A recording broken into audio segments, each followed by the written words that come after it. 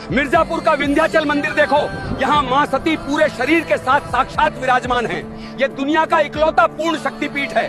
NASA हो या modern science, Vindhyachal के रहस्य को कोई नहीं सुलझा पाया। जब कंस ने उस कन्या को पत्थर पर पटका तो वो बिजली बनकर यहीं विंध्याचल पर उतरी थी। वही योग माया आज यहाँ माँ विंध्यवासिनी बनकर दुनिया की रक्षा कर रही है। विंध्यवासिनी में जो धागा बनता है वो टूटता नहीं। यहाँ किया गया संकल्प पत्थर की लकीर है, जो कहीं नहीं हुआ वो यहाँ माँ की एक मन्नत से हो जाता है। यहाँ 3 पहाड़ों पर 3 देवियां मिलकर एक परफेक्ट त्रिकोण बनाती हैं। बिना सैटेलाइट और जीपीएस के ये सटीक ज्योमेट्री हजारों साल पहले कैसे बनाई?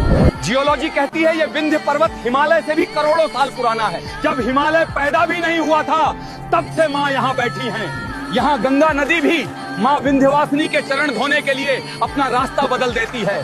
प्रकृति भी यहाँ अपना सिर झुकाती है। विंध्याचल पूरी दुनिया का पावर हाउस है। यहाँ आने वाला कभी खाली हाथ नहीं लौटता। इस शक्ति को शेयर करो और कमेंट में लिखो जय माँ विंध्यवासिनी।